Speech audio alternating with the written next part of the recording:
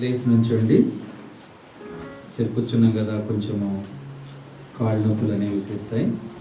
పాట సంఖ్య 284, పాత దాంట్లో 281.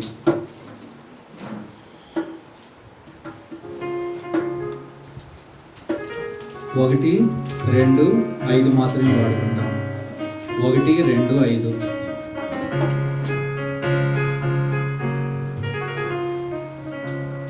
జీవపు మార్గ జ్యోతివి, సిలువ మోసిన యేసు, మహిమా పూర్ణుడవు నీవే, సిలువ మోసిన యేసు, మహిమా పూర్ణుడవు నీవే, సిలువ మోసిన యేసు, శరీరధారి వైతివి, నీ ప్రేమను కనుపరచితివి, శరీరధారి వైతివి, నీ ప్రేమను కనుపరచితివి, దీనులను దారించితివి, సిలువ మోసిన యేసు, దీనులను దారించితివి, సిలువ మోసిన యేసు, జీవపు మార్గ జ్యోతివి, సిలువ మోసిన యేసు, మహిమా పూర్ణుడవు నీవే, సిలువ మోసిన యేసు, మహిమా పూర్ణుడవు నీవే, సిలువ మోసిన యేసు, నీవే మార్గ సత్యమని నీకు పేరు కలిగేను, నీవే మార్గ సత్యమని నీకు పేరు కలిగేను, నిత్య జీవపు దాతవు, పునరుద్ధానుడవు నీవే, నిత్య జీవపు దాతవు, పునరుద్ధానుడవు నీవే, జీవపు మార్గ జ్యోతివి, సిలువ మోసిన యేసు, మహిమా పూర్ణుడవు నీవే, సిలువ మోసిన యేసు, మహిమా పూర్ణుడవు నీవే, సిలువ మోసిన యేసు. చివరి చరణం. కల్వరి మార్గయాత్రికులం, నీకే జయమని పాడెదము, కల్వరి మార్గయాత్రికులం, నీకే జయమని పాడెదము, సర్వదా నిన్ను స్తుతించెదము, సిలువ మోసిన యేసు, సర్వదా నిన్ను స్తుతించెదము, సిలువ మోసిన యేసు, జీవపు మార్గ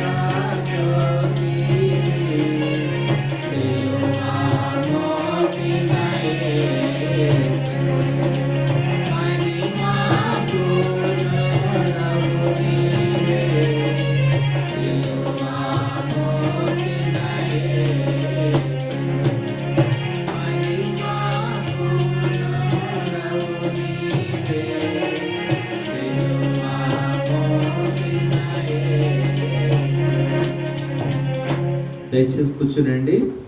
మనము మంచి శుక్రవారం సందర్భంగా సందేశాన్ని వింటాం. కూర్చోండి.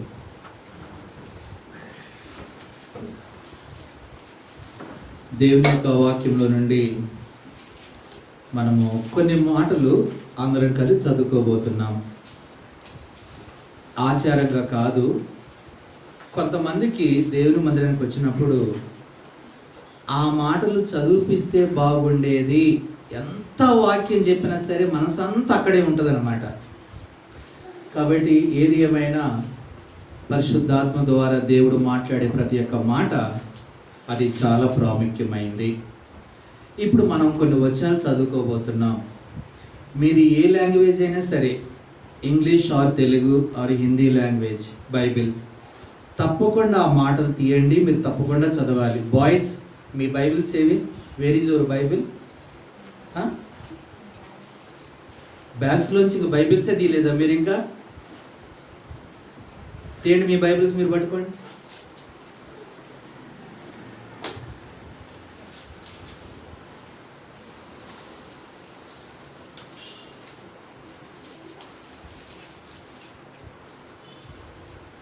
నేను చెప్పిన ప్రతి ఒక్క వచనం కూడా అందరం కలిసి చదువుకుందాం, బిగ్గరగా చదువుకుందాం.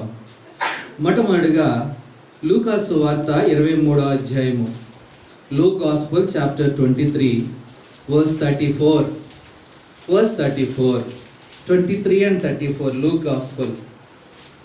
యేసు, తండ్రి, వీరేమి చేయుచున్నారో వీరెరుగరు గనుక వీరిని క్షమించుమని చెప్పాను. వారు ఆయన వస్త్రములు పంచుకున్నటకే చీట్లు వేసిరి. ఇక్కడ చూసినట్టయితే మరి తండ్రి, వీరేమి చేయుచున్నారు వీరెరుగురు గనుక వీరిని క్షమించుము. తర్వాత ఇంకొక మాట చూసినట్టయితే అదే లూక్ గాస్పెల్ చాప్టర్ 23 వర్స్ 43. అందరం కలిసి చదువుకుందాం. బాయ్స్, మీ వాయిస్ వినిపించట్లేదు, చదవండి. Open your Bible. ఆ వర్డ్ మీరు చదవాలి, కంపల్సరీ చదవాలి. లూక్ గాస్పెల్ చాప్టర్ 23 తీసారా? 43 అందరం కలిసి చదువుకుందాం. అందుకు ఆయన వారితో, నేడు నీవు నాతో కూడా పరదేశంలో ఉండవని నిశ్చయముగా నీతో చెప్పుచున్నాను నేను. మరొక మాట Johne's gospel chapter 19, Johne's gospel chapter 19, యోహాను సువార్త 19వ అధ్యాయము, యోహాను సువార్త 19వ అధ్యాయము, Johne's gospel chapter 19 versus 26 and 27. యేసు తన తల్లియు తాను ప్రేమించిన శిష్యుడును దగ్గర నిలుచుండ చూచి, అమ్మా, ఇదిగో నీ కుమారుడు అని తన తల్లితో చెప్పాడు. తర్వాత శిష్యుని చూచి, ఇదిగో నీ తల్లి అని చెప్పాడు. ఆ గడియ నుండి ఆ శిష్యుడు ఆమెను తన ఇంట చేర్చుకొనెను. మరొక మాట చదువుకుందామండి. మాథ్యూస్ గాస్పెల్ చాప్టర్ 27,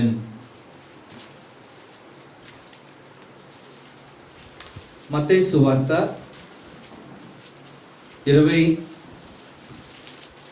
27వ అధ్యాయము 46వ వచనం. 27 వర్స్ 46 అందరం కలిసి చదువుకుందాం గట్టిగా. ఇంచుమించు 3 గంటలప్పుడు యేసు, ఏలి ఏలి లామా సబక్తాని అని బిగ్గరగా కేక వేసాను. ఆ మాటకు, నా దేవా నా దేవా నన్ను ఎందుకు చేయబెడుతు అని అర్థము. మరొక మాట చదువుకుందాం. జాన్స్ గాస్పెల్ చాప్టర్ 19, యోహాను సువార్త 19వ అధ్యాయము,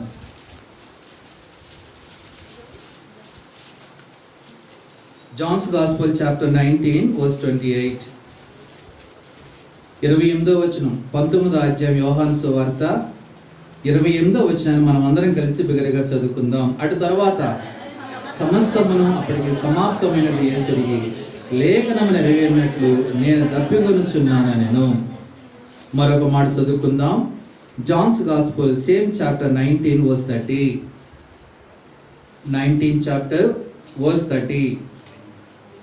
యేసు ఆ చెరకు పుచ్చుకొని సమాప్తమైనదని చెప్పి తన తల వంచి ఆత్మను అప్పగించెను. మరొక వర్స్ చదువుకుందాం. Luke gospel chapter 23, Luke gospel chapter 23, లూకాసు వార్త 23వ అధ్యాయము 46వ వచనం, వర్స్ 46.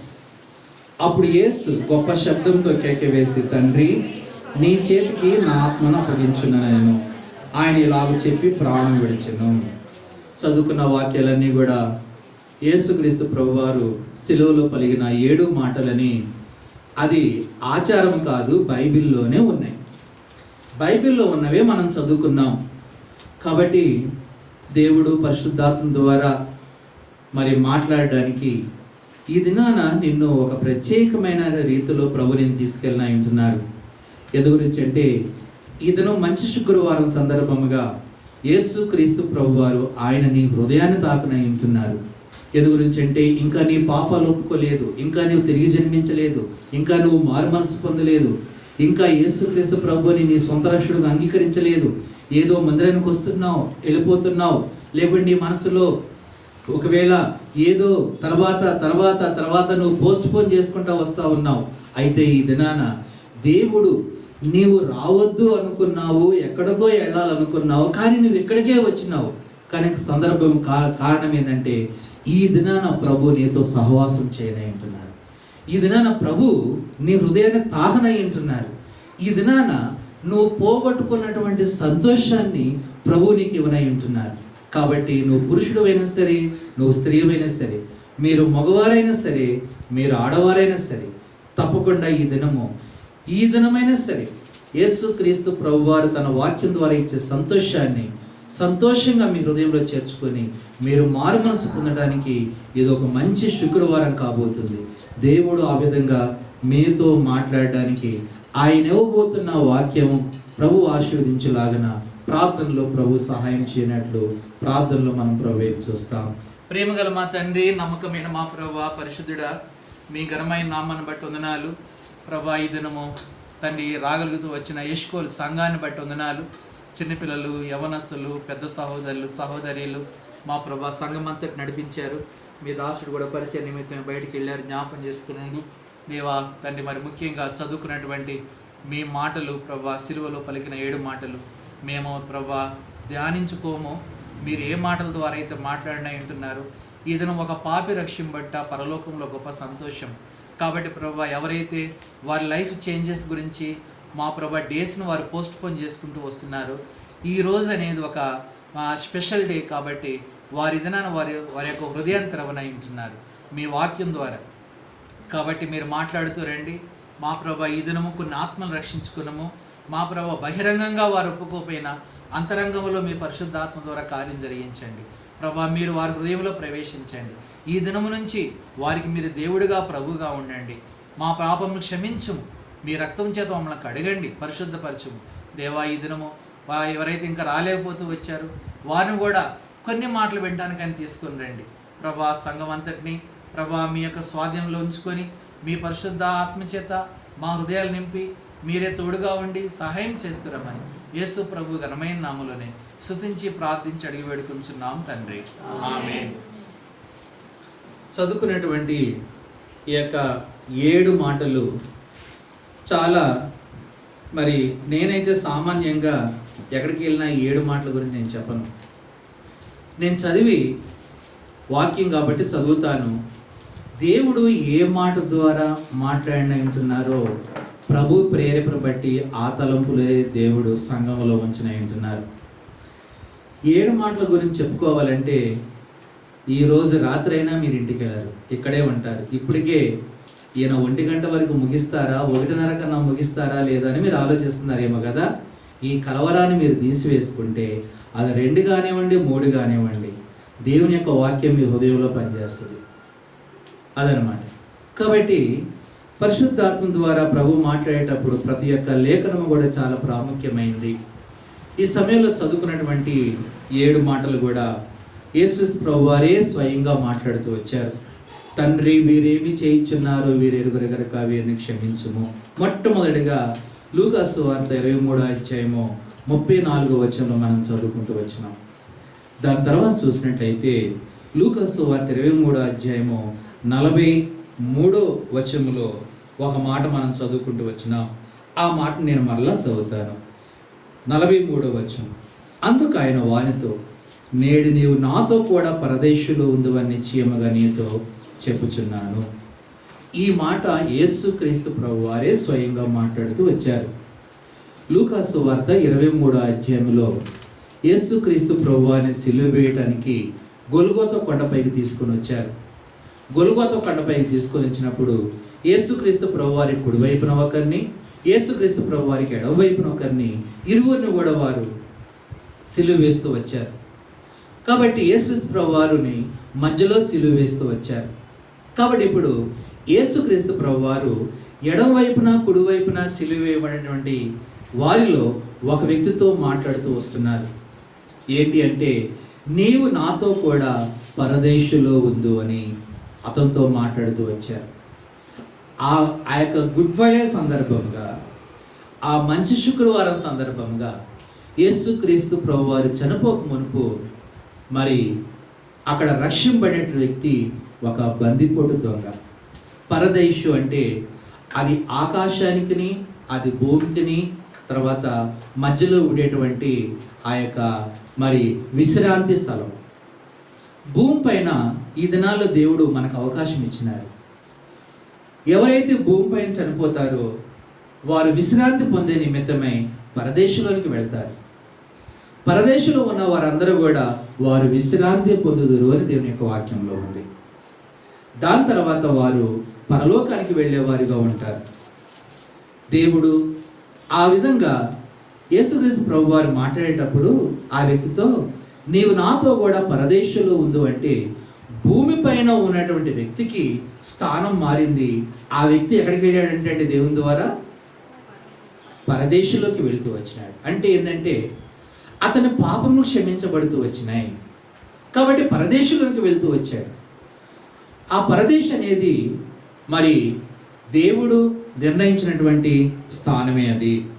కాబట్టి ఇప్పుడు చూసినట్లయితే చదువుకున్నటువంటి మరి 7 మాటల్లో కూడా మరి 2వ మాట గురించి ఈ దినాన ప్రభు మనతో మాట్లాడినంటున్నారు. లూక్ గాస్పెల్ చాప్టర్ 23:43లో నేడు నీవు నాతో కూడా పరదేశంలో ఉందివని అనుందనమాట.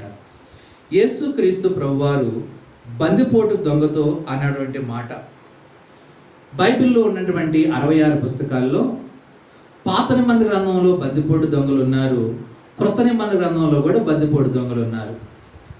అయితే క్రొత్త నిబంధన గ్రంథంలో చూసినట్లయితే ముగ్గురు బందిపోటు దొంగలు ఉన్నారు. ఆ బందిపోటు దొంగలు కూడా యేసుక్రీస్తు ప్రభువారిని సిలువ వేసేటువంటి అక్కడే ఆ ముగ్గురు కనిపిస్తారు. ఆ సిలువ దగ్గరే ముగ్గురు కనిపిస్తారు. ఈ దినాన దేవుడు ఆ ముగ్గురు బందిపోటు దొంగల గురించి మాట్లాడినై ఉంటున్నారు. మంచి శుక్రవారం కాదా యేసు ప్రభు గురించి చెప్పాలే కానీ బందిపోటు దొంగల గురించి ఏంటి అంటే, బందిపోటు దొంగల గురించి చెప్పుకుంటేనే మనం మారుతాం. యేసుక్రీస్తు ప్రభువారు ఆయన పరిశుద్ధుడు, మనం పరిశుద్ధులం కాదు కదా, మనం సిలువే పడలేదు కదా, కాబట్టి మనం మారు మనసు పొందలేదు. కాబట్టి బందిపోటు దొంగల గురించి చూసుకుంటేనే మన జీవితం మారుతుంది. అందుగురించని క్రొత్త నిబంధన గ్రంథంలో ఉన్నటువంటి ముగ్గురు బందిపోటు దొంగలు ఇక్కడ మరి చూసినట్లయితే మరి బందిపోటు దొంగల్లో ముగ్గురులో మొట్టమొదటిగా ఉన్నటువంటి మరి బందిపోటు దొంగ ఎవరు అంటే మరి యోహాను సువార్త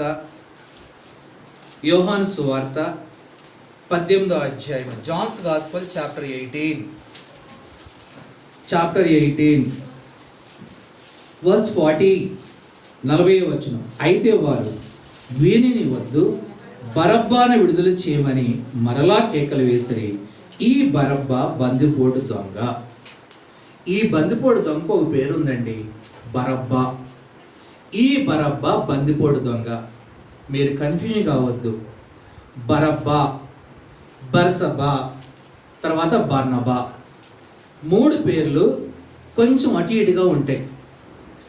బరబ్బా అనేటువంటి మరి పేరుకి అర్థం ఏంటంటే తండ్రి కుమారుడు, లేకుంటే గురువు కుమారుడు. నేను మిమ్మల్ని మళ్ళీ అడుగుతా ఈ ప్రశ్న, మీరు చెప్పాలి. బరబ్బా అనే దానికి అర్థం అది. రెండోది చూసినట్లయితే బర్సబ్బా అంటే నిబంధన బావి అని అర్థం. తర్వాత చూసినట్లయితే బర్నబా అంటే ఓదార్పు కుమారుడు. ఈ 3 ఒక్కొక్క అక్షరాలు తేడాతో ఉంటే మనము బర్సబ్బా గురించి బర్నబా గురించి మనం చూసుకోము, కానీ బరబ్బా గురించి మనం చూసుకుని అంటున్నాం. ఈ బరబ్బా బందిపోటు దొంగ. మరి ఇక్కడ చూసినట్లయితే మరి బందిపోటు దొంగ అంటే ఈ బరబ్బా మొదటి శతాబ్దానికి చెందినటువంటి ఒక యూదుడు ఈ బరబ్బా. అంతేకాకుండా అతడు హంతకుడు, దొంగ, తిరుగుబాటుదారుడు. పస్కా పండుగ సమయంలో యేసుక్రీస్తు ప్రభుని మరి బదులుగా అతన్ని విడుదల చేస్తూ వచ్చారు. అతని స్థానంలో యేసుక్రీస్తు ప్రభుని పెడుతూ వచ్చారు. కాబట్టి మరి ఇక్కడ చూసినట్లయితే ఒక దోషి విడుదల కాగా ఒక నిర్దోషి ఆయన బంధించబడి దోషి స్థానంలో ఉండుట అని చూసుకోవచ్చు. ఈ యొక్క బరబ్బా అనుకోవచ్చు ఏమనంటే, నేను విడుదలైనాను, ప్రజలు కేకలు వేసి బందిపోటు దొంగ అయిన బరబ్బాని విడుదల చేయండి, ఈ యేసును సిలువ వేయండి అని వాళ్ళు మంచిగా కేకలు వేశారు. వాళ్ళు వేసిన కేకలు నాకు క్షేమమే అని సంతోషించినాడేమో బహుశా ఈ బరబ్బా. ఎందు గురించి అంటే, మరి నా స్థానంలో యేసుక్రీస్తు ప్రభువారు మరణిస్తున్నాడని అనుకున్నాడు, కానీ విడుదలైన తర్వాత ఈ బరబ్బా ఏమైనాడో ఎక్కడ కూడా రాయబడలేదు. ఈ బరబ్బా గురించి విడుదల వరకే ఉందన్నమాట. బరబ్బాని విడుదల చేశారు, ఆ స్థానంలో యేసుక్రీస్తు ప్రభువారిని మూస్తూ వచ్చారు. దాని తర్వాత ఈ బరబ్బా ఏమయ్యాడో ఏం కూడా అర్థం కాదు, అర్థం లేని జీవితం అవుతూ వచ్చింది. ఎందు గురించి అంటే, ఈ యొక్క రోమా ప్రభుత్వం అనేది అతనికి అంత కఠినమైన శిక్ష వేస్తూ వచ్చింది ఈ బరబ్బాకి. అతడు నరహంతకుడు, దొంగ, తర్వాత మరి క్షమించలేనటువంటి పొరపాట్లు చేస్తూ వచ్చినాడు కాబట్టి, మరి తిరుగుబాటుదారుడు కాబట్టి ఆ విధంగా శిక్ష వేస్తూ వచ్చారన్నమాట. అటువంటి ఈ యొక్క బరబ్బా విషయం వచ్చేటప్పటికల్లా మరి దేవుని యొక్క వాక్యములో చూసుకోవచ్చు బరబ్బా తన యొక్క స్వభావము. ఎందు గురించి యేసుక్రీస్తు ప్రభువారిని బరబ్బా స్థానంలో ఉంచుతూ వచ్చారు.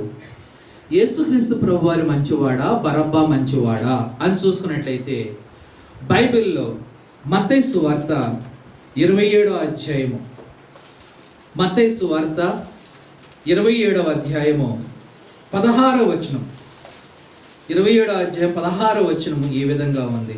ఆ కాలమందు బరబ్బా అను ప్రసిద్ధుడైన ఒక ఖైదీ చెరసాలలో ఉండేను.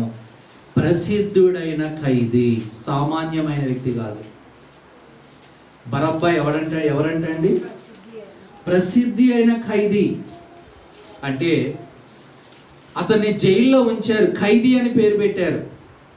ఖైదీల్లో కూడా ప్రసిద్ధి అయిన ఖైదీ బరబ్బా. తర్వాత చూసినట్లయితే ఈ యొక్క అదే 27వ అధ్యాయంలో మరి ఈ యొక్క బరబ్బాని విడుదల చేసే నిమిత్తమై ఈ ప్రధాన యాజకులు పెద్దలు కూడా చేసిన పని ఏంటంటే 27వ అధ్యాయము 20వ వచనంలో వీళ్ళు ఏం చేస్తూ వచ్చినారు? ప్రధాన యాజకులను పెద్దలను బరబ్బాను విడిపించుమని అడుగుటకును యేసును సంహరించుటకును జనసమూహములను ప్రేరేపించిరి. ప్రధాన యాజకులను పెద్దలను ఎవరిని ప్రేరేపించారంటండి? ప్రజల్ని మీరు కేకలు వేయండి, బరబ్బాను విడుదల చేయండి, బరబ్బాను విడుదల చేయండి, బరబ్బాను విడుదల చేయండి, యేసుక్రీస్తు ప్రభువారిని సిలువ వేయండి, యేసుక్రీస్తు ప్రభువారిని సిలువ వేయండి. మీరు అరిస్తేనే అక్కడ న్యాయం జరుగుతుంది. కానీ బరబ్బా విడుదల పొందాలంటే మేము తీర్మానం చేసుకుంటే మాత్రం ఆ తీర్మానం చెల్లదు. మిమ్మల్ని మేము ఎంకరేజ్ చేస్తున్నాం, మీరు ఎప్పుడైతే కేకలు వేస్తారో మీ కేకలను బట్టి మేము ఆయన విడుదల చేస్తామని చెప్తూ వచ్చారు. కాబట్టి బరబ్బాకి అంత సపోర్ట్ ఉంటూ వచ్చింది. ఎవరు సపోర్ట్ చేస్తూ వచ్చారండి? ప్రధాన యాజకులను పెద్దల్ని ఎవరు ప్రేరేపించారంట కేకలు వేయండి అని? ప్రజల్ని, జనసమూహాన్ని కేకలు వేశారంట.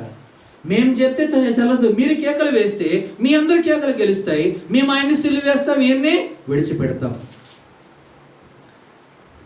మహాభయంకరమైన ఖైదీ చెరసాల్లో ఉన్నప్పుడు చూడండి అన్యాయము గురించి ఎంత సపోర్ట్ ఉందో ఖైదీ అయిన బరబ్బాకి. అది రెండవది. మూడోది చూసుకున్నట్లయితే అదే 27వ అధ్యాయము 21వ వచనము, అధిపతి ఈ ఇద్దరిలో నేను ఎవరిని విడుదల చేయవలనని మీరు కోరుచున్నారని వారిని అడుగగా వారు బరబ్బానే అనిరి. ఇప్పుడు అధిపతులు వచ్చి ఏమి తెలియనట్టుగా మాట్లాడుతున్నారు. ఏమనంటే బరబ్బా మాకు కావాలి, యేసు ప్రభు మాకు కావాలి, మేమైతే ఇద్దరు కోరుకుంటున్నాము, మీరెవరు కోరుకుంటున్నారు? అధిపతి అడిగినప్పుడంట ప్రజలు ఏమన్నారంట? మాకు బరబ్బానే కావాలి తప్ప యేసు ప్రభు మాకు వద్దు అని చెప్తూ వచ్చారు. ఏమీ తెలియనట్టుగా నటిస్తూ వస్తున్నారు. అక్కడ యేసుక్రీస్తు ప్రభుని సిలువ వేసిన నిమిత్తమై ఎంత పెద్ద ప్లాన్ చేశారు చూడండి. ఒక మహాభయంకరమైన ఖైదీకి విడుదల చేశారు. ఆ స్థానంలో ఎవరు నుంచారండి? యేసు ప్రభుని. నరహంతకుడు, దొంగ, తిరుగుబాటుదారుడు, క్షమించలేనటువంటి వ్యక్తి. అప్పటికే ఆయన చెరసాల్లో ఉన్నాడంటే బరబ్బా. రోమా ప్రభుత్వం ఎంత భయంకరమైనటువంటి మరి లాంగ్ లైఫ్ జీవితకాల ఖైదీగా నిర్ణయించి ఉంటుంది. అయితే యేసుక్రీస్తు ప్రభువుని గనక ఆ సమయంలో సిలువ వేయాలంటే ఎవరిని విడుదల చేయాలంట అండి? బరబ్బాను విడుదల చేయాలంట. ఒకరిని విడుదల చేస్తేనే ఆ స్థానంలో యేసు ప్రభుని హింసించాలా, శిక్షించాలా, సిలువ వేయాలి. కాబట్టి మహాభయంకరమైన ఖైదీ అనేటువంటి బరబ్బాను అక్కడ విడుదల చేసి ఆ స్థానంలో అధిపతులు, ఆ ప్రధాన యాజకులు, అధిపతులు, పెద్దలు అందరూ కూడా ప్రజలను ప్రేరేపించి యేసుక్రీస్తు ప్రభుకి వ్యతిరేకంగా వారు నిలబడుతూ వచ్చారు యేసుక్రీస్తు ప్రభుని చంపడానికి. కానీ ఆ బరబ్బా బయటకు వచ్చిన తర్వాత ఏం చేస్తాడనేది ప్రజలు ఏమి కూడా ఆలోచించలేదు. రెండోది, ఆ బరబ్బా ఎందు గురించి జైలుకి వెళ్ళినాడు, ఖైదీగా ఉన్నాడు అనేది కూడా ఆలోచించలేదు. యేసుక్రీస్తు ప్రభుని శిక్షించే నిమిత్తమే ఒక వ్యక్తికి విడుదల, ఒక వ్యక్తికి బంధించబడటం జరుగుతూ వచ్చింది. అందుగురించి ఈ బరబ్బా విషయం చెప్పకల్లా ఖైదీగా ఉన్నాడు, ఈ బరబ్బా విషయం చెప్పకల్లా సపోర్ట్ చేస్తూ వచ్చారు, ఈ బరబ్బాని విడుదల చేస్తూ వచ్చారు. మార్క్స్ వార్త 15వ అధ్యాయంలో ఒక మాట ఉంది. మార్క్స్ వార్త 15వ అధ్యాయము, మార్క్స్ వార్త 15వ అధ్యాయము 7వ వచనం. మార్క్స్ వార్త 15వ అధ్యాయము 7వ వచనం. అధికారులను ఎదిరించి కలహములో నరహత్య చేసిన వారితో కూడా బంధింపబడి ఉండిన బరబ్బా అను ఒకడుండెను. చూడండి, అసలు అతని బిహేవియర్ ఏందండి బరబ్బాది? ఎవరు కూడా మంచోడని చెప్పట్లేదు. బరబ్బా ఏమైతే చేశాడో అదంతా కూడా బైబిల్లో క్లియర్గా ఉంది, ప్రజలకు తెలుసు. అయితే ఇక్కడ మార్క్ గాస్పెల్ చాప్టర్ 15లో మరి 7లో ఏముందంట? అధికారులను ఎదిరించి కలహములో నరహత్య చేసిన వారితో కూడా బంధింపబడి ఉండిన బరబ్బా అని ఒకడు ఉండెను అని ఉందన్నమాట. కలహాలు ఎదిరించడం, నరహత్య చేయటం అనేది బరబ్బాకి అలవాటు. కాబట్టి ఈ విధంగా చేస్తున్నప్పుడు రోమా ప్రభుత్వం అని చెరసాల్లో వేస్తూ వచ్చినారు. కాబట్టి ఈ దినాన అదే ప్రభుత్వం యేసుక్రీస్తు ప్రభు వారిని శిక్షించే నిమిత్తమై ఎవరిని విడుదల చేస్తూ వచ్చారు? బరబ్బా. ఆయన రక్షణ గురించి తెలియదు, మారు మనసు గురించి తెలియదు, పాప క్షమాపణ గురించి తెలియదు, ప్రజల గురించి ఆలోచించలేదు. ఆయన చేసేటువంటి నీచమైన పనులన్నీ కూడా బైబిల్లో ఉన్నాయి, వచనాలతో సహా ఉన్నాయి. ప్రజలు తెలుసు అటువంటి నీచుడని, నరహంతుడు అని తెలుసు. అయితే ఒక మంచి వ్యక్తిని సిలువ వేసే నిమిత్తమే ఒక నరహంతకుడిని విడుదల చేయడానికి వారు ప్రోత్సాహపరుస్తూ వచ్చారు. ప్రధాన యాజకులు, అధికారులు, పెద్దలందరూ కూడా ఎవరిని ప్రోత్సాహపరిచారంటే అండి? ప్రజలను ప్రోత్సాహపరిచారు. ఆ ప్రజల కేకలు వేస్తూ వస్తున్నారు, బరబ్బాను విడుదల చేయండి, మాకు బరబ్బాను విడుదల చేయండి, మాకు బరబ్బాను విడుదల చేయండి. అయితే యేసుక్రీస్తు ప్రభువారిని సిలువ వేసే నిమిత్తమే ఎవరు మంచివారయ్యారండి? ఇది నాన్న బరబ్బాని మంచివాడిగా చేసుకుంటూ వచ్చారు. ఒకదాన బరబ్బాని గురించి ఏం మాట్లాడాడు? వాడు వీడు నరాంతకుడు, వీడు దొంగ, తర్వాత తిరుగుబాటుదారుడు, తర్వాత ఈ విధంగా కలహాలు కొట్లాటలు రేపుతున్నాడు. తర్వాత అతనిలో ఉన్న క్యారెక్టర్స్ అన్నీ కూడా నిరూపించి ఇతన్ని మళ్ళీ బయటికి రాకోకుండా ఖైదీల్లో ప్రథమమైన ఖైదీడిగా గుర్తించి చెరసాల్లో వేయండి అని చెప్పి చెరసాల్లో వేశారు అది నాన్న. కానీ యేసుక్రీస్తు ప్రభువారిని శిక్షించే నిమిత్తమే, యేసుక్రీస్తు ప్రభువారిని సిలువ వేసే నిమిత్తమే ఆ బరబ్బా గురించి ఇది నాన్న మంచివాడని చెప్పి విడుదల చేస్తూ వస్తున్నారు. మాకు అతనే కావాలా, అతని కంటే మహాఘోరమైన వ్యక్తి ఈ వ్యక్తి అని చెప్తూ వస్తున్నారు యేసుక్రీస్తు ప్రభు గురించి. కాబట్టి చూడండి, యేసుక్రీస్తు ప్రభు వారి యొక్క సిలువలో యేసుక్రీస్తు ప్రభు దగ్గర కనిపించినటువంటి మరి ముగ్గురు బరబ్బాల్లో మొట్టమొదటి బరబ్బా బందిపోటు దొంగ. ఈ బరబ్బా యొక్క క్యారెక్టర్ చాలా చాలా డేంజర్గా ఉంది. నరహత్య చేయడము, దాని దొంగతనం చేయటము, తిరుగుబాటుతనం చేయటము, కలహాలు రేపటము, విచ్చలవిడి జీవితము ఆ దినాల్లో అవి ఉన్నాయి. ఈ దినాల వరకు ఉండటమైతే ఇంకా ఎక్కువ పెరిగిపోయి ఉంటాయి. అటువంటి వ్యక్తిని విడుదల చేసి యేసుక్రీస్తు ప్రభు వారిని మరి సిలువ వేసే నిమిత్తమే విడుదల చేయబడినటువంటి బందిపోటు దొంగ బరబ్బా, మొట్టమొదటి బందిపోటు దొంగ. అతనిలో ఏ మంచి లేదు, ఈ లోకంలో ఆయనకి స్వేచ్ఛ వచ్చేసింది అని అనుకోలే. ఈ మేబీ ఆయన అనుకోకపోవచ్చు. ఈ బరబ్బా ఏమనుకుంటాడంటే, ఇక నా లైఫ్ అంతా కూడా ఈ ఖైదీగా నేను ఉండిపోతా అనుకుని ఉండొచ్చు, ఇక నా జీవితం ఎట్లా వెళ్ళిపోవాలనుకుండొచ్చు. కానీ అతనికి ఒక శుభవార్త వినిపిస్తూ వచ్చింది. ఇదిగో యేసుక్రీస్తు ప్రభువారిని సిలువ వేసేటప్పుడు, ఇదిగో యేసుక్రీస్తు ప్రభువారిని సిలువ వేయకమునుపు, యేసుక్రీస్తు ప్రభువారిని సిలువ వేసే నిమిత్తమై, ఆ శిక్ష ఆయనకి వేసే నిమిత్తమై ఇదిగో ఒక దినాన్ని విడుదల పొందనై ఉంటున్నావు. ఆ దినాన బరబ్బా ఎంతో హ్యాపీగా ఫీల్ అయి ఉంటాడు. ఆ దినాన బరబ్బా ఎంత సంతోషంగా ఉండుంటాడు. ఆ దినాన బరబ్బా ఎంత మరి తనకు అంతవరకు కూడా ఉన్నటువంటి అన్నీ కూడా మరి ఒక స్వేచ్ఛనిచ్చేస్తూ వచ్చినాయి. కాబట్టి ఈ బరబ్బా బందిపోటు దొంగ, ఆయన మొట్టమొదటి బందిపోటు దొంగ. ఈయన కంప్లీట్గా దేవునికి వ్యతిరేకము. ఈ బరబ్బా బందిపోటు దొంగ ఏం చెప్పానండి? ఈ వ్యక్తి కంప్లీట్గా పూర్తిగా దేవునికి పూర్తిగా వ్యతిరేకం. రోమ ప్రభుత్వానికి వ్యతిరేకము, అధికారులకి వ్యతిరేకము, ప్రజలకే వ్యతిరేకమైనప్పుడు దేవునికి వ్యతిరేకంగా ఉండడా? కంప్లీట్గా దేవునికి వ్యతిరేకమైనటువంటి వ్యక్తి ఈ బరబ్బా. కానీ దేవునికి వ్యతిరేకంగా ఉన్నటువంటి వ్యక్తికి స్వేచ్ఛ ఇచ్చారు, ఫ్రీడమ్ ఇచ్చారు, బయట తీసుకొని వచ్చారు. యేసుక్రీస్తు ప్రభువారిని అక్కడ వారు సిలువ వేస్తూ వచ్చారన్నమాట. తర్వాత చూసినట్లయితే రెండవ బందిపోటు దొంగ ఎవరు? అక్కడ చూసి లూకాసు వార్త 23వ అధ్యాయము 39వ వచనం. Luke gospel chapter 29, Luke chapter 23, Luke gospel chapter 23 verse 39.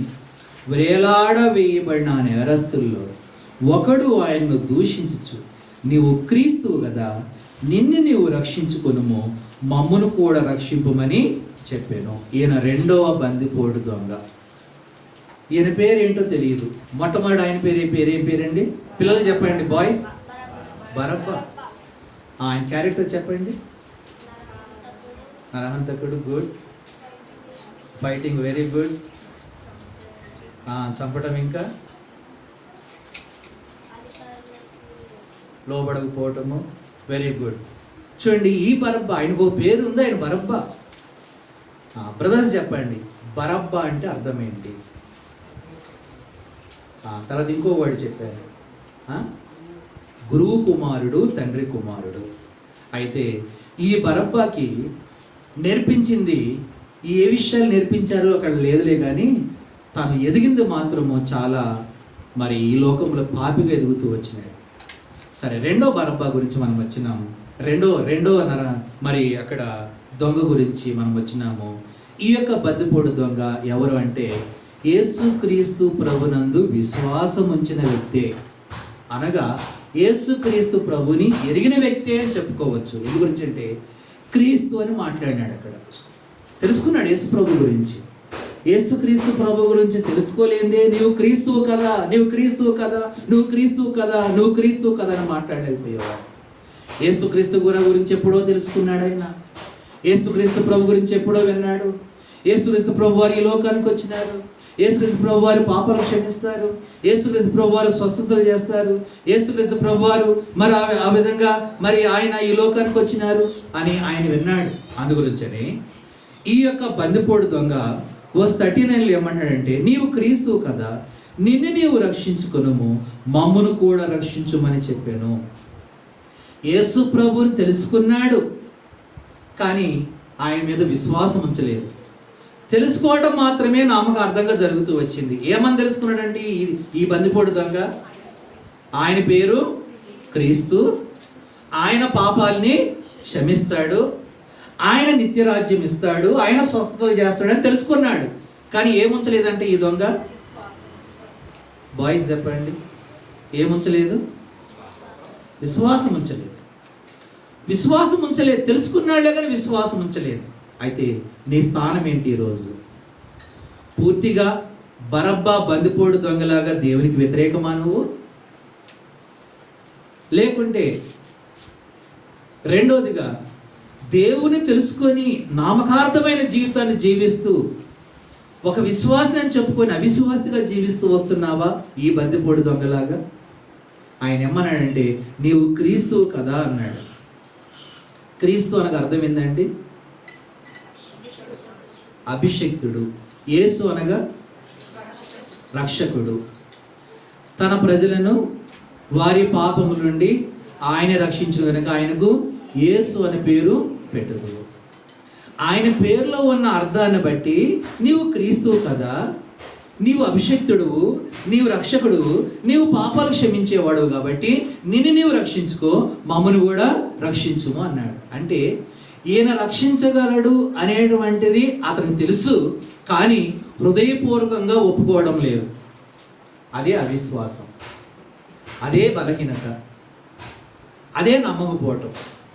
యేసు ప్రభువుని తెలుసుకోవటం వేరు, ఒక క్యాలెండర్ తీసుకెళ్ళి ఇంట్లో పెట్టుకోవటం వేరు, ఒక వాక్యం ఇంట్లో పెట్టుకోవటం వేరు, కానీ యేసుక్రీస్తు ప్రభునందు విశ్వాసం ఉంచటం వేరు. మీ ఇంట్లో ఏదో ఒక న్యూ టెస్టిమెంట్ కావచ్చు, మీ ఇంట్లో ఏదో ఒక ఫుల్ బైబిల్ కావచ్చు, మీ ఇంట్లో ఉన్నంతలోనే నువ్వు దేవుని బిడ్డవు కాదు.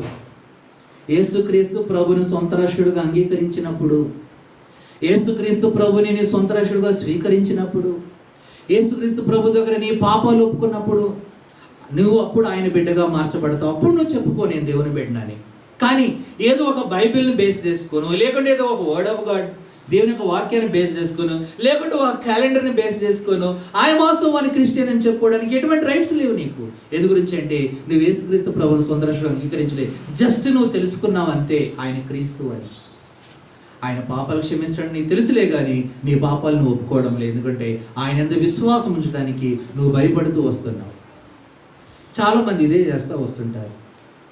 యేసు ప్రభుని అంగీకరించాలంటే భయపడుతున్నారు. ఒకప్పుడు భయపడినారు, ఇప్పుడు తిరుగుబాటుతనం చేస్తున్నారు. సరే, ఇప్పుడు చేసి తిరుగుబాటుతనం కాదులే కానీ మానవులు ఏంటంటే ఎక్కువ భయం ఉంటుంది అనమాట. ఏంటంటే యేసు ప్రభుని అంగీకరిస్తే నా కులం పోతుందేమో, లేకుంటే నా మతం పోతుందేమో, లేకుంటే నేనే మారిపోతానేమో, నేను ఈ విధంగా మరి ఆ పాస్టర్లాగా తెల్లబట్టలు వేసుకొని తిరుగుతానేమో. ఇవన్నీ కూడా నీలో ఉన్న భయమే. నీలో ఉన్న భయమే దేవునికి సమీపంగా రాకుండా చేస్తూ ఉన్నాయి. కాబట్టి ఆయన ఏమన్నాడు తెలుసా? ఈ ఒక దొంగ నీవు క్రీస్తువు కదా అన్నాడు. అంటే క్రీస్తులో ఉన్నటువంటి సుగుణాలని ఎవరు తెలుసుకున్నారు? బ్రదర్స్ చెప్పండి, ఎవరు తెలుసుకున్నారు? ఆ దొంగ తెలుసుకున్నాడు, కాకుంటే అంగీకరించట్లేదు. అతను కాపాడుకోవడానికే మాట్లాడుతున్నాడు. నువ్వు నన్ను తప్పించి ఇక్కడి నుంచి బయటికి వెళ్తే అతను నేను మరలా యథాస్థితి తదాప్రతలాగా ఉంటాను, ఇప్పుడైతే నన్ను కాపాడు, ఇక్కడ కాపాడేది నువ్వు ఒక్కడివే అని మాట్లాడుతూ వచ్చాడు తప్ప ఆయన యందు విశ్వాసం ఉంచలేదు. ఇది రెండో దొంగ, ఇది రెండో బందిపోడు దొంగ. అందుగురించి నేను అక్కడ చూసినట్లయితే నువ్వు క్రీస్తువు కదా అన్నాడులే కానీ క్రీస్తు గురించి మాట్లాడలే కానీ మరి అక్కడ దేవుని ఎరుగు కూడా మరి దేవుణ్ణి అక్కడ దూషిస్తూ వస్తూ ఉన్నాడు. యేసుక్రీస్తు ప్రభుని దూషిస్తూ వస్తున్నాడంట ఈ వ్యక్తి. అంటే ఏ మాటల చేత దూషించాడో ఏమో తెలియదు. నిజంగా ఆ దొంగ అక్కడ సిలువేయబడింది యేసుక్రీస్తు ప్రభు వారి గురించి కానే కాదు, ఆయన దూషించడానికి. ఎందు గురించి అంటే యేసుక్రీస్తు ప్రభు వారి పక్కన ఉండేటప్పటికల్లా ఈ దొంగని సిలువ వేసిన వారిని ఏమనలేక ఎవరిని అంటున్నాడు? ఇప్పుడు ఎవరిని అంటున్నాడండి? యేసు ప్రభు వారిని అంటున్నాడు. మనం కూడా అంతే కదా, ఇంట్లో ఎవరైతే చక్కగా మనకు లోబడతారో వాళ్ళని అన్నీ అంటాం. లేచిన దగ్గర నుంచి వాళ్ళ వెనకే పడతాం, వాళ్ళకి చిరాకు వచ్చేలాగా చేస్తాం. మనకు తిరుగుబడతనం చేసే వాళ్ళని, మనల్ని ఎదిరించే వాళ్ళని ఏమన్నా ఇవిడు మంచోడు కాదు అనుకుంటాం. అయితే యేసుక్రీస్తు ప్రభు వారు అక్కడ సిలువ వేయబడినప్పుడు ఒక దొంగ ఏమన్నాడంటే నీవు క్రీస్తువు కదా అని ఆయన దూషిస్తూ ఏమన్నాడంట, నిన్ను నీవు రక్షించుకో, మమ్మను కూడా రక్షించుమని మాట్లాడుతూ. ఎందుకు దూషించినాడు? యేసుక్రీస్తు ప్రభు వారిని బట్టి ఆయన అక్కడ సిలువ వేయబడినాడా? కాదు కదా. ఆయన చేసిన తప్పులు వేరే ఉన్నాయి కదా. ఎందు గురించి యేసు ప్రభు వారిని దూషించినాడంటే వాళ్ళని ఏమనలేక ఈయన అన్నాడు అంతే. సిలువ వేసిన వారిని ఏమనలేక ఎందు గురించి వాడు పొడి చంపేస్తారు అక్కడే. ఎందుకంటే రోమా ప్రభుత్వం ప్రజల యొక్క కఠినమైన తీర్పు ఏ విధంగా ఉంటుందంటే ఆ విధంగా ఉంటుంది. అందుగురించని అక్కడ వారిని ఏమనలేక యేసు ప్రభుని అంటూ వచ్చాడు, ఏమని దూషిస్తూ వస్తున్నాడు. అక్కడ ఆ వ్యక్తిని యేసు ప్రభుని అంగీకరించలేదు, క్రీస్తు అన్నాడు, దూషిస్తూ వస్తున్నాడు. మళ్ళీ ఎందుకు? క్రీస్తు గురించి తెలుసుకున్న తర్వాత దూషించాలంటే తన యొక్క అవసరాలు యేసుక్రీస్తు ప్రభుని వాడుకుంటున్నాడు తప్ప హృదయంలో చేర్చుకోవడం లేదనమాట. దేవుని యొక్క వాక్యంలో మరి కొన్ని విషయాలు ఈ విధంగా ఉంటే మానవులు ఏమి చేస్తే నరకానికి వెళ్తారు అనేది. ఇప్పుడు దేవుని దూషించినటువంటి ఈ దొంగ, లేకుంటే దేవుణ్ణి ఎరిగి కూడా అంగీకరించినటువంటి ఈ దొంగ, అయితే నీవు క్రీస్తు కదా అన్న ఈ దొంగ, నీవు రక్షించుకో మమ్మల్ని కూడా రక్షించుము అన్న ఈ దొంగ పరలోక రాజ్యానికి వెళ్తాడనేది మీకు ఏమైనా ఉందా? నమ్మకం ఉందా? బ్రదర్స్ చెప్పండి. లేదా? ఉందా లేదా? లేదు. ఆయన పరలోక రాజ్యానికే వెళ్తానని నమ్మకం మనకు లేనప్పుడు మనం ఎట్లా వెళ్తామని మనకు నమ్మకం ఉంది. ఇప్పుడు మనం ఏం చేసినాం? అదే దారిలో ఉన్నాం కదా. క్రీస్తు అని వాడతాం, మేము దేవుని పిల్లం అంటాం, అన్నీ చేస్తాం. ఎట్లా మనం వెళ్తాము ఆయన రాజ్యంలోకి? మనం పోము. జస్ట్ ఆయన గురించి ఆయన చాటు చేసుకుంటున్నాం అంతే. అదొక భద్రత గురించి. అందుగురించనే దేవుని యొక్క వాక్యములో ఎవరు పరలోక రాజ్యంలో ప్రవేశించరు. పౌలు గారు మాట్లాడుతూ 1 కొరింథీ 6వ అధ్యాయం 1 కొరింథీ 6వ అధ్యాయము 10వ వచనం నుండి నేను చదువుతాను చూడండి. 6వ అధ్యాయము 10వ వచనం నుండి 9వ వచనం నుండి 9-10 వచనాలండి. ఈ 2 వచనాలు. అన్యాయస్తులు దేవుని రాజ్యమునకు వారసులు కానేరని మీకు తెలియదా? మోసపోగుడి, జారులైనను, విగ్రహారాధకులైనను, వ్యభిచారులైనను, ఆడంగితనము గలవారైనను, పురుష సంయోగులైనను, దొంగలైనను, లోబులైనను, త్రాగుబోతులైనను, దూషకులైనను, దోచుకుని వారైనను దేవుని రాజ్యమునకు వారసులు కానేరరు. అది దేవుని రాజ్యమునకు వారసులు కానేరరు. వీళ్ళందరూ దేవుని రాజ్యంలోకి వెళ్ళారంటే వీళ్ళందరూ నరకానికే వెళ్తారంట. ఇటువంటి జాబితాలో ఆ దొంగ ఉన్నాడు. ఎందుకంటే నరహంతకులనుంది, దొంగలనుంది, తిరుగుబాటుతనం చేసేవాళ్ళు, దోచుకునే వాళ్ళందరి జాబితాలో ఈ దొంగ ఉన్నాడు. కానీ క్రీస్తు అన్నంతలోనే వెళ్ళిపోతాడు పరలోక రాజ్యానికి. నన్ను రక్షించు అన్నంతలోనే, నన్ను రక్షించు అన్నంతలోనే వెళ్ళిపోతాడా? అయితే నన్ను రక్షించుము అనే దానికంటే ముందుగా ఆయన ఏమన్నా తెలుసా? నువ్వు నన్ను క్షమించుము అని మాట్లాడినాడా? రక్షించుమని మాట్లాడినాడా? అయ్యో మీరందరూ ఏం చేస్తున్నారు? ఆ దొంగ ఏమన్నాడండి? నీవు నిన్ను రక్షించుకో, మమ్మను కూడా రక్షించుము. మమ్మల్ని రక్షించుమనే దానికంటే ముందుగా ఒక వర్డ్ యూజ్ చేయాలా. ఏ వర్డ్ యూజ్ చేయాలా? నీవు నన్ను క్షమించు. ఆ మాట అంటేనే ఆయన ఆ రాజ్యంలోనికి వెళ్తాడు, లేకుంటే వెళ్ళడు. కాబట్టి ఎంత మాట్లాడినా సరే ఆయన పాపి అనే దేవుని యొక్క వాక్యంలో ఉంది. కాబట్టి ఈ జాబితాలో ఉన్న వాళ్ళు ఎవ్వరు కూడా దేవుని యొక్క రాజ్యంలోనికి ప్రవేశించారంట. తర్వాత చూసినట్లయితే ఎఫీసీ రాసిన పత్రిక ఎఫీషియన్ చాప్టర్ 5 వర్స్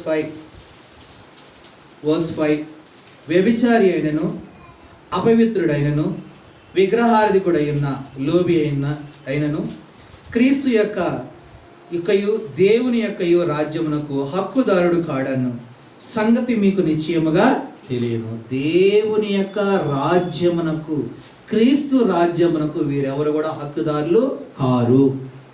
ఎందు గురించి అంటే భూమిపైన వీరు పాపం చేయుచున్నారు, భూమిపైన వీరు అక్రమంగా నడుస్తున్నారు, భూమిపైన వీరు దేవుని అంగీకరించలేదు, దేవుని యొక్క వాక్యానికి స్థానం ఇవ్వలేదు, వీరికి భూమిపైన యేసుక్రీస్తు ప్రభు ద్వారా క్షమాపణ దొరకలేదు. కాబట్టి వీళ్ళందరూ దేనికి వారసులు కానేరంటండి? దేవుని యొక్క రాజ్యమునకు వారసులు కానేరరు. అటువంటి జాబితాలో ఉన్న ఈ వ్యక్తి ఏమన్నాడు? నిన్ను నీవు రక్షించుకును, మమ్మను కూడా రక్షించుమంటే ఇప్పుడైనా పరలోక రాజ్యానికి వెళ్తాడా? వెళ్ళడు. క్షమాపణ లేదు, క్షమాపణ దొరకలేదు, అంగీకరించలేదు, ఇంకా దొంగ జాబితాలో ఉన్నాడు, ఇంకా నరహంతక జాబితాలో ఉన్నాడు. అటువంటి వారు దేవుని యొక్క రాజ్యంలో వారు స్వతంత్రించుకోలేరు. అది క్రీస్తు రాజ్యం అని దేవుని యొక్క వాక్యంలో ఉంది. క్రీస్తు రాజ్యంలో వారు స్వతంత్రించుకోలేరు, ప్రవేశించలేరు అని దేవుని యొక్క వాక్యంలో ఉంది. ఏం చేస్తున్నారు? ఆ వాచ్ ఎవరిది? ఇటు చూడు, సిట్ ప్రాపర్లీ. ఆ వైర్ ఎందుకు గుంజుతావు దాన్ని? అది పైన. మీరు నా ముందే కూర్చున్నారు కదా, జాగ్రత్తగా ఉండండి. ఇక్కడ చూసినట్లయితే ఈ దొంగ ఒక అవకాశం యేసు ప్రభు వారు ఇస్తే బాగుండు అనుకున్నాళ్లే కానీ అతనికి ఏం లేదంట, క్షమాపణ హృదయం లేదంట. అయితే రెండవ బందిపోడు దొంగ పేరు లేదులే కానీ ప్రభు గురించి తెలుసుకున్నాళ్లే కానీ ఎవరిని అంగీకరించలేదంట. ఎవరిని అంగీకరించలేదు? అయ్యో, ఎవరిని అంగీకరించలేదు? యేసు ప్రభునే అంగీకరించట్లేదండి. అక్కడ ఆయన ద్వారా నాకు ఒక సహాయం వచ్చి ఇక్కడ నుంచి కిందకి దిగి వెళ్ళిపోతే బాగుండు అనుకున్నాడు తప్ప ఆయన అంగీకరించలేదు. ఆయన ఇక్కడ నుంచి తప్పించగలడు అనుకున్నాడు తప్ప పరలోక రాజ్యం కూడా ఆయన ఇస్తాడన్న సంగతి మాత్రం ఆయన ఒప్పుకోవటం లేదు. కాబట్టి రెండవ బందిపోడు దొంగ యేసుక్రీస్తు ప్రభువుని గొల్గోతా కొండపైకి తీసుకొచ్చినప్పుడు ఆయనకు కుడివైపున ఎడవైపున సిలువ వేసినటువంటి ఇద్దరు బందిపోడు దొంగల్లో ఒక బందిపోడు దొంగ నీవు క్రీస్తు అన్నాళ్లే కానీ ఆ క్రీస్తుని మాత్రం హృదయంలో చేర్చుకోలేదు, ఒక నామకార్థంగా ఉండిపోతూ వచ్చినాడు. రెండోదిగా మనం ఆ స్థానంలో ఉన్నామేమో, అయినా మనం దేవుని రాజ్యంలోనికి ప్రవేశించము. అందుగురించి కొన్ని వాక్యాలు మనం చదువుకుంటూ వచ్చినాము. ఇంత జీవితం జీవించి, ఇంత మంచి చదువుకొని, ఇంత మంచి ఉద్యోగం చేసి, ఇంత సంపాదించి నువ్వు దేవుని రాజ్యంలో ప్రవేశించకుండా ఉంటే, నువ్వు నరకానికి వెళ్తే ఏం ప్రయోజనము? చూడండి, కాబట్టి ఇది నువ్వు తీర్మానం చేసుకో సహోదరుడా, సహోదరి. ఇంకా నువ్వు తీర్మానం చేసుకోలేదేమో, ఇంకా నువ్వు పాపాలు ఒప్పుకోలేదేమో, లేకుంటే నువ్వు క్రిస్మస్ గురించి చూస్తున్నావేమో, జనవరి గురించి చూస్తున్నావేమో, లేకుంటే మా మందిరం యానివర్సరీ మీటింగో లేకుంటే ప్రత్యేక కొడుకు జరిగితే అప్పుడు చూద్దాంలే అనుకుంటున్నావేమో. అయితే ఆ దినాన్ని నువ్వు మారు మనసు పొందట కాని పని. అది నువ్వు ఈ దినాన ప్రభుని తెలుసుకోవడానికే, ఈ దినాన ప్రభుని అంగీకరించడానికే, నువ్వు ఈ దినాన్ని ఒప్పుకోవడానికే ప్రభు నిన్ను ఈ స్థలాన్ని నడిపిస్తూ వచ్చినాడు. కాబట్టి ఈ దినం నీకు ఒక మంచి అవకాశం. నీవు క్రీస్తు అని చెప్పిన నీవు ఆయన అంగీకరించి ఈ దినాన సొంత రక్షుడుగా, అప్పుడు ఆయన నీ పాపాలు, ప్రభు నా పాపాలు క్షమించవని చెప్పు, ఆయన నీ పాపాలు క్షమిస్తాడు. కాబట్టి రెండవ బందిపోడు దొంగ ఈయన. ఇప్పుడు మూడవ బందిపోడు దొంగ ఆయన ఎక్కడ ఉన్నాడు? లూకా సువార్త 23వ అధ్యాయము 40వ వచనం. 23వ అధ్యాయం 40వ వచనం. అయితే రెండవ వాడు వాడిని గద్దించి, నీవు అదే శిక్షా విధిలో ఉన్నావు గనుక దేవునికి భయపడవా? మనకైతే ఇది న్యాయమే, మనము చేసిన వాటికి తగిన ఫలం పొందుచున్నాము కానీ ఈయన ఏ తప్పిదమును చేయలేదని చెప్పి ఆయన చూచి, యేసు నీవు నీ రాజ్యములోనికి వచ్చినప్పుడు నన్ను జ్ఞాపకము చేసుకొనుమనెను. 43వ వచనం. అందుకు ఆయన, వారితో, నేడు నీవు నాతో కూడా పరదేశంలో ఉందని నిశ్చయముగా నీతో చెప్పుచున్నాను. కాబట్టి ఇప్పుడు మీకు అర్థమై ఉంటుంది, ముగ్గురు బందిపోటు దొంగల్లో కూడా దేవుడు ఎవరిని క్షమించినాడు? మూడో బందిపోటు దొంగని క్షమించినాడు. ఈ బందిపోటు దొంగ ఎవరంటే యేసుక్రీస్తు ప్రభు గురించి ఎరిగి తెలుసుకొని విశ్వాసం ఉంచినటువంటి వ్యక్తి. ఈయన ఏమన్నాడు తెలుసా? నీవు దేవునికి భయపడవా అన్నాడు వేతడి బందిపోటు దొంగతో. యేసు ప్రభుతో అనలైనా నువ్వు దేవునికి భయపడవా అన్నాడు. అంటే ఆయన దేవుడు, ఆయన ప్రభు, ఆయన క్రీస్తు. రెండోది ఏమన్నా తెలుసా? మనము చేసిన దానికి మనం అనిపించున్నాము, ఆయన ఏ తప్పిదమును చేయలేదు అన్నాడు. అంటే ఈ దొంగకి ఏమర్థమైందంటే, ఈ బందిపోటు దొంగకి, ఆయన ఏ తప్పిదమును కూడా చేయలేదు, ఆయనలో ఏ పాపము కూడా లేదు. మనం తప్పు చేసినా మనం అనుభవిస్తున్నాం. ఆయన ఏ తప్పిదము లేకుండా ఈ స్థలానికి వచ్చినాడు. దాని తర్వాత ఇంకొక మాట ఏమన్నా తెలుసండి, అక్కడ 41వ వచనంలో 42వ వచనంలో ఆయనను చూచి యేసు, నీవు నీ రాజ్యంలోనికి వచ్చినప్పుడు నన్ను జ్ఞాపకము చేసుకొనుమనెను. ఈ వ్యక్తి క్షమాపణ అడగలేదండి, కానీ పరలోక రాజ్యానికి వెళ్ళినాడు, దేవుని రాజ్యంలోకి వెళ్ళాడు. అంటే ఆ యొక్క ప్రదేశంలోకి వెళ్ళినాడు. ఎట్లా వెళ్ళినాడు? ఇక్కడ ఒక మర్మం ఉంది, ఇక్కడ ఒక సీక్రెట్ ఉంది. సరే, మొట్టమొదటి బరబ్బా గురించి ఏం చెప్పాను? అతడు దేవునికి పూర్తిగా వ్యతిరేకమైన వ్యక్తి. రెండవ దొంగ గురించి ఏం చెప్పాను? క్రీస్తు అని తెలుసుకున్నాళ్లే కానీ విశ్వాసం ఉంచలేదు. వాళ్ళిద్దరికి క్షమాపణ దొరికిందా? దొరకలేదు. ఇప్పుడు మూడో దొంగ, బందిపోటు దొంగ, ఈయన గురించి చెప్పాను. ఏం చెప్పాను? ఈయన దేవుని యందు విశ్వాసం ఉంచిన వ్యక్తి. ఎక్కడ క్షమాపణ దొరికింది ఆయనకి? సిలువలో దొరికింది. ముందుగానే తెలుసుకున్నాడు, ఎప్పుడో ఒప్పుకున్నాడు. ఏమని తెలుసుకున్నాడంటే ఆయన దేవుడు అని తెలుసుకున్నాడంట. కాబట్టి అక్కడ తెలుసుకోలే, ఆల్రెడీ ముందు తెలుసుకున్నాడు. తీరా వచ్చినప్పుడు ఆయన ఇక్కడ కనిపించినాడు కాబట్టి నువ్వు దేవునివి అన్నాడు, ఆయన దేవుడు అన్నాడు. దాని తర్వాత ఏమన్నాడు? ఆయన ఏ తప్పిదమును చేయలేదు. మరి ఎట్లా తెలుసుకున్నాడంటే భూమిపైన చూసినాడు. ఆయన యేసుక్రీస్తు ప్రభు వాళ్ళు ఏ పాపము లేదని తెలుసుకున్నాడేనా, ఏ తప్పిదం లేదని తెలుసుకున్నాడేనా. అప్పుడే తెలుసుకున్నాడు, అప్పుడే అంగీకరించినాడు ఈ వ్యక్తే నాకు కావాలని. కాబట్టి నీవు నీ రాజ్యముతో కూడా వచ్చినప్పుడు నీవు నన్ను జ్ఞాపకం చేసుకున్నావు. అంటే ఏంటంటే ఆల్రెడీ భూమిపైన ఉన్నప్పుడు నేను నిన్ను నమ్మినాను, నేను నిన్ను అంగీకరించాను, నేను నీ విశ్వాసం ఉంచాను. అప్పుడే నేను నీతో మాట్లాడుకున్నానులే కానీ నాకు అవకాశం దొరకలే. ఇప్పుడు ఒక అవకాశం దొరికింది కాబట్టి నీ రాజ్యంలో నన్ను జ్ఞాపకం చేసుకున్నాము అన్నాడు. ఆయనకున్న ఆశ తీరిపోతూ వచ్చింది. అక్కడ ఆయనకున్న ఆశ తీరిపోతూ వచ్చింది. ఆ సిలువలో దేవుడు ఆ సిలువలో ఆ వ్యక్తికి ఒక అవకాశం ఇచ్చాడు. ఈయన అక్కడ మారు మనసు పొందినాడని చెప్పుకోవచ్చు, రక్షింపడినాడని చెప్పుకోవచ్చు, పరదేశంలోనికి చేర్చబడుతూ వచ్చాడని కూడా చెప్పుకోవచ్చు. కాబట్టి దేవుడు యేసుక్రీస్తు ప్రభు వారి సిలువ వేయబడక మునుపు ఆ సిలువ దగ్గర ఉన్నటువంటి ముగ్గురు దొంగల్లో ఎంతమందికి మారు మనసు దొరికిందండి? ఒక్కడికే. కాబట్టి ఈ దినాన వచ్చిన వారందరికంటే కూడా ప్రభు నిన్నే చూస్తూ ఉన్నాడు. నువ్వు చాలా ఇష్టం ఆయనకి. నువ్వు ఒక పురుషుడు కావచ్చు, నువ్వు ఒక స్త్రీవి కావచ్చు. ఆయన బిడ్డగా ఉండాలి నువ్వు అనుకుంటా ఉంటే నీ పాపాలు ఒప్పుకోవాలి. ఎప్పుడైతే దేవుడు నీ పాపాలు క్షమిస్తాడో అప్పుడే నువ్వు ఆయన రాజ్యంలోనికి క్రీస్తు రాజ్యంలోనికి ప్రవేశిస్తావు. అది దేవుని రాజ్యము, అది పరదేశం. ఎప్పుడు కూడా నువ్వు ఆయనతో పాటు ఉండాలనుకుంటే నీ పాపాలు ఒప్పుకోవాలి. ఒకవేళ అక్కడ గనక ఈ వ్యక్తి గనక ఆ మాట అనుకోకుండా ఉండటమైతే, ఈ వ్యక్తి గనక ఆ మాట వాడుకోకుండా ఉండటమైతే మరి ఏం జరిగేది తెలియదులే కానీ భూమి పైన ఏమైతే యేసుక్రీస్తు ప్రభుతో మాట్లాడాలనుకున్నాడో ఆ ఛాన్స్ ఎక్కడ దొరికిందండి ఆయనకి? సిలువలో దొరికింది. కాబట్టి అక్కడ యూజ్ చేశాడు. నీవు నీ రాజ్యంతో పాటు వచ్చినప్పుడు నీవు నన్ను జ్ఞాపకం చేసుకో.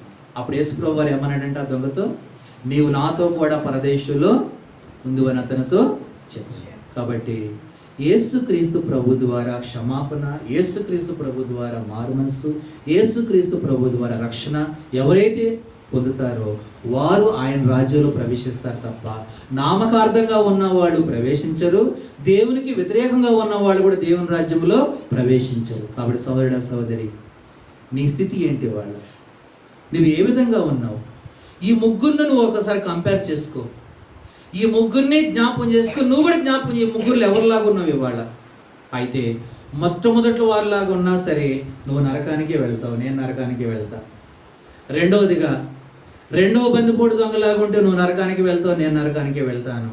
అయితే మూడవ బందిపోటు దొంగలాగా నువ్వు తీర్మానం చేసుకుంటే ఒక దినాన తండ్రి రాజ్యంలో నువ్వు ఉండబోతున్నావు. ఆ అవకాశం నీకు కావాలంటే ఆ వ్యక్తికి ఛాన్స్ ఎక్కడ దొరికిందండి? ఆ వ్యక్తికి ఛాన్స్ ఎక్కడ దొరికింది? నీ దేవుడి వాళ్ళకి ఒక అవకాశం ఇస్తున్నాడు ఈ గుడ్ ఫ్రైడే సందర్భంగా. ఒకవేళ నిన్నే గనక ఈ డేస్ అనేది ఎండ్ అయిపోయి, నిన్నే గనక దేవుని యొక్క రాకడ సమీపించు, నిన్నే దేవుని రాకడ వచ్చేస్తే ఈ రోజు నువ్వు ఎక్కడుండేవాడివి? సహోదరుడా, నువ్వెక్కడుండేవాడివి? సహోదరి, నువ్వెక్కడుండేదానివి? అయితే డేస్ ఎక్స్టెండ్ చేసి దేవుడు ఈ గుడ్ ఫ్రైడేని ఇచ్చారు కాబట్టి అంటే దాని అర్థమేం తెలుసా? దేవుడు ఇప్పుడు నీకు ఒక అవకాశం ఇస్తున్నారు ఇక్కడ చివరిసారిగా. ఇది నువ్వు యూజ్ చేసుకోవాలి దీన్ని. ఇప్పుడు నువ్వేమని చెప్పాలి తెలుసా? నీవు నీ రాజ్యంతో పాటు వచ్చినప్పుడు నీవు నన్ను జ్ఞాపకము చేసుకో. అంత ధైర్యం నీకుందా ఇవాళ నువ్వు చెప్పడానికి, యేసుక్రీస్తు ప్రభుతో చెప్పడానికి? ఆ మాట చెప్పాలంటే సోదర సోదరి, నీ పాపం క్షమించబడుతూ వచ్చినాయా? ఆయన ఏమన్నాడు ఆ దొంగతో? ఆయన మనము చేసిన దానికి మనం అనుభవిస్తున్నాము, ఆయన ఏ తప్పిదమును చేయలేదు. మరి యేసు ప్రభువుని అంగీకరించకపోవడానికి ఆయనలో ఏ తప్పు ఉందని నువ్వు ఆలోచిస్తున్నావు? What is the reason? ఏంది?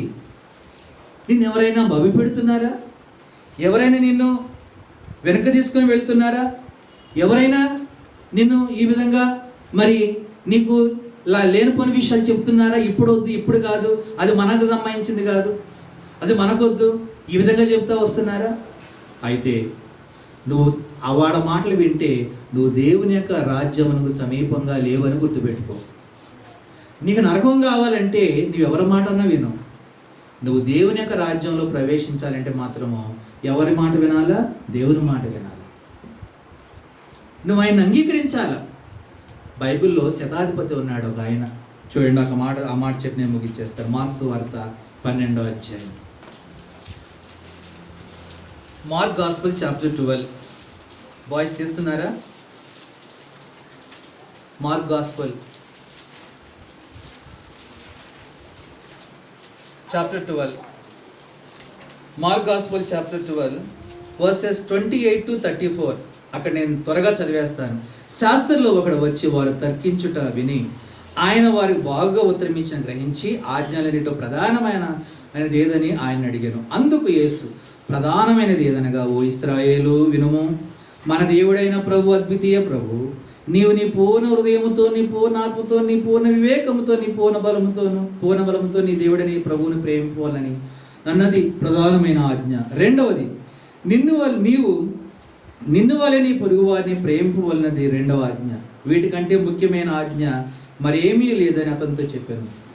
ఆ శాస్త్రి బోధకుడా, బాగుగా చెప్పితివి, ఆయన అద్వితీయుడనియు ఆయన తప్ప వేరొకడు లేడనియు నీవు చెప్పిన మాట సత్యమే. 34వ వచనంలో ఉందన్నమాట. అతడు వివేకముగా ఉత్తరం ఇచ్చాయని యేసు గ్రహించి, నీవు దేవుని రాజ్యమునకు దూరముగా లేవని అతనితో చెప్పాను. చూడండి, యేసు ప్రభువు ఎంత చక్కటి మాట మాట్లాడినాడో శాస్త్రితో. ఏమన్నాడు అక్కడ?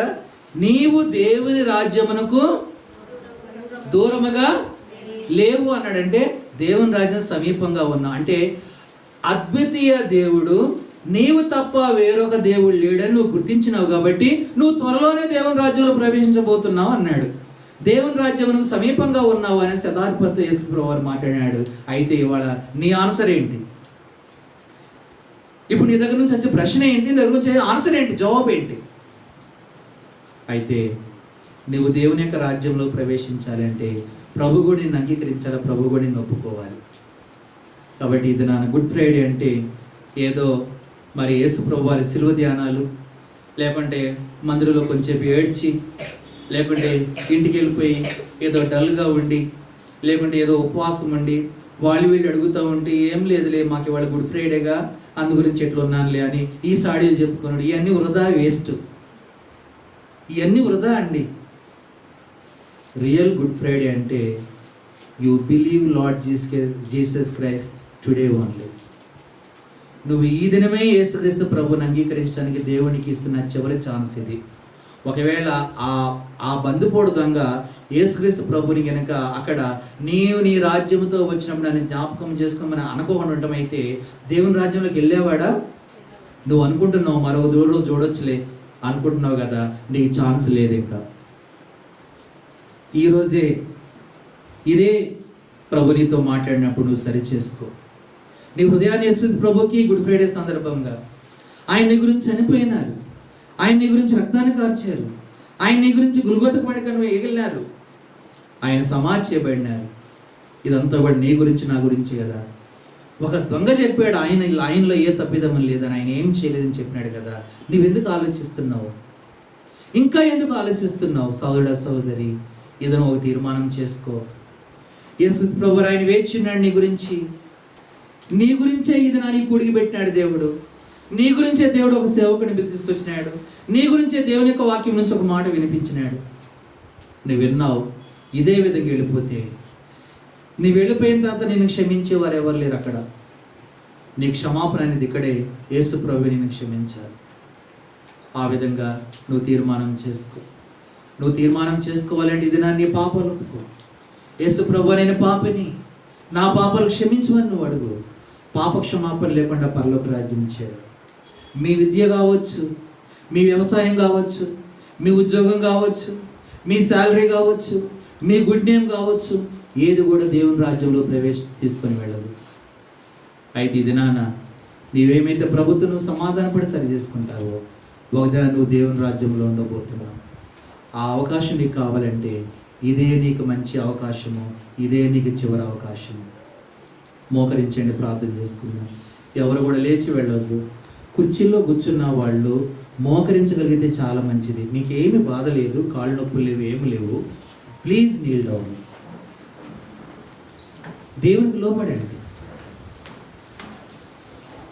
అందరూ మోకాళ్ళ మీద, 2 మోకాళ్ళ మీద మోకరించండి. ఆరోగ్యంగా ఉన్నవాళ్ళు దేవునికి ఇస్తున్న మంచి అవకాశం ఇది. ప్రభు నిన్నే చూస్తూ ఉన్నాడు. సహోదరుడా సహోదరి, నా కుమారుడు నా కుమార్తె, ఇంకా ఆలోచిస్తున్నావా? ఇంకా నాలో ఏ పాపం ఉందని నువ్వు ఆలోచిస్తున్నావు అని ప్రశ్నిస్తూ వస్తుండగా నీ సమాధానం ఏంటి? ఇదేనమ్మా. నువ్వు సండే స్కూల్ స్టూడెంట్ అయి ఉండొచ్చు, నువ్వు ఒక యంగ్ బాయ్ యంగ్ గర్ల్ అయి ఉండొచ్చు, నువ్వు ఒక పురుషుడు స్త్రీ అయి ఉండొచ్చు, నువ్వు మారుమనసు పొంది ఉండొచ్చు, మారుమనసు పొందకపోవచ్చు. అయితే ప్రభువుకి నువ్వు కావాలి. ప్రభు నీ మీద కొంత ఆశ పెట్టుకొని ఉన్నారు. ప్రభు నీ పాపాలు క్షమించాలనుకున్నప్పుడు ఇక్కడ ముసుక.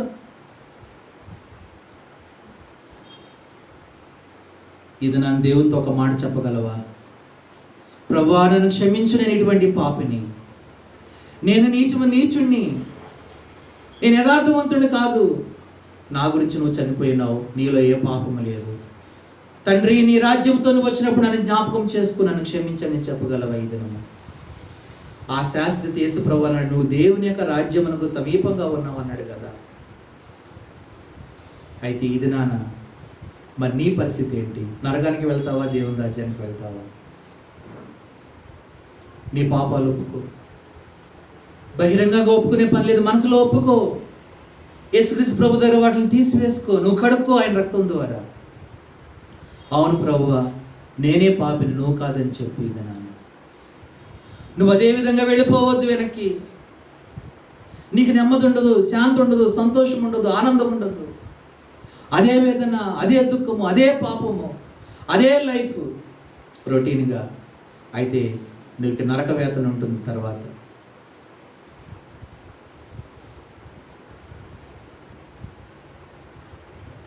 ఎవరైతే తీర్మానం చేసుకున్నారో,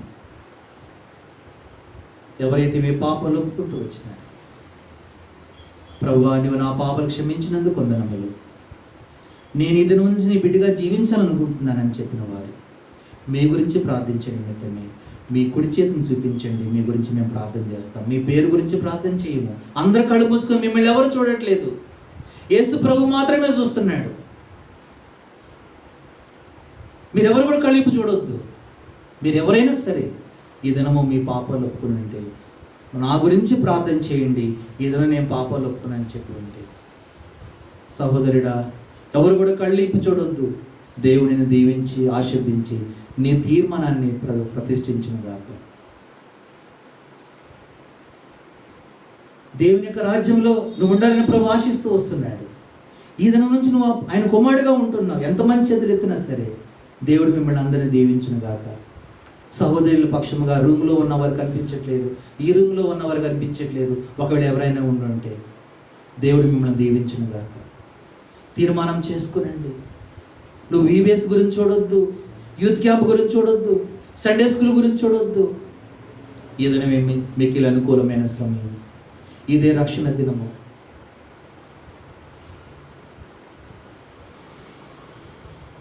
మరొక అవకాశం ప్రభు నీకు ఇస్తున్నప్పుడు సహోదరుడా దేవుని దీవించినగా, సహోదరుడా దేవుని దీవించినగాక, సహోదరుడా ప్రభు నిన్ను దీవించి ఆశీర్వదించినగాక. ప్రభు నీ పాపం క్షమించి ఉన్నాడు, తిరిగి మళ్ళా పాపం చేయకుండా.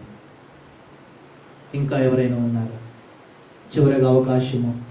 ఇది కూడా కోల్పోతే నీకు ఇంకా లేదు క్షమాపణ. ఒకవేళ దేవుడిని క్షమించుకొని ఉంటున్నారు నరకానికి వెళ్తావు కదా.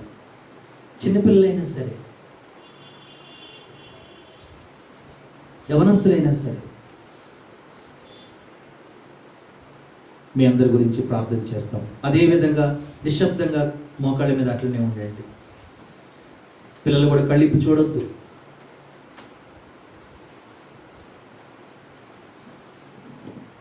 ప్రేమగల మా తండ్రి, జీవగల మా నాయన, నమ్మకమైన మా ప్రభువా, పరిశుద్ధుడా, మీ ఘనమైన నామాన్ని బట్టి వేలాది వందనములు స్తోత్రం చెల్లించుకుంటున్నాను. మీ అధికారంతో మీరు ఇచ్చిన మీ మాటలను బట్టి వందనాలు. ఇదను మీరు ఆశీర్వదించి రక్షించుకున్న మీ బిడ్డలు, సహోదరులు చాలామంది చేతులు ఎత్తినారు. వారందరినీ పేరు పేరు వరుసన దీవించము, ఆశీర్వదించండి. సహోదరులు కూడా మా ప్రభువా తీర్మానం చేసుకున్న వారిని బట్టి ప్రార్థిస్తున్నాం. మీ రాజ్యంలో వారిని ఉంచండి. ఈ దినము మంచిగా సంతోషముగా మిమ్మల్ని అంగీకరించినారు.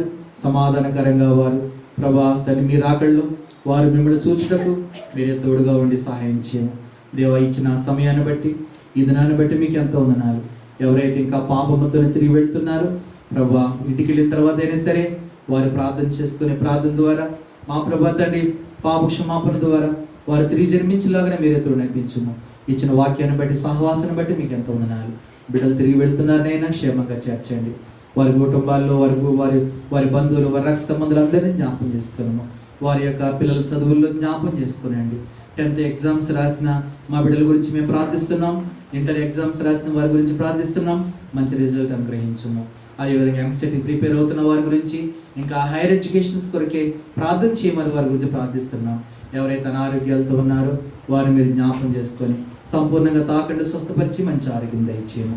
మీ దాసుడు పరిచర్యకి వెళ్ళినారు ప్రభువా, మరి అన్నను కూడా జ్ఞాపకం చేసుకున్నాము, క్షేమంగా నడిపించండి.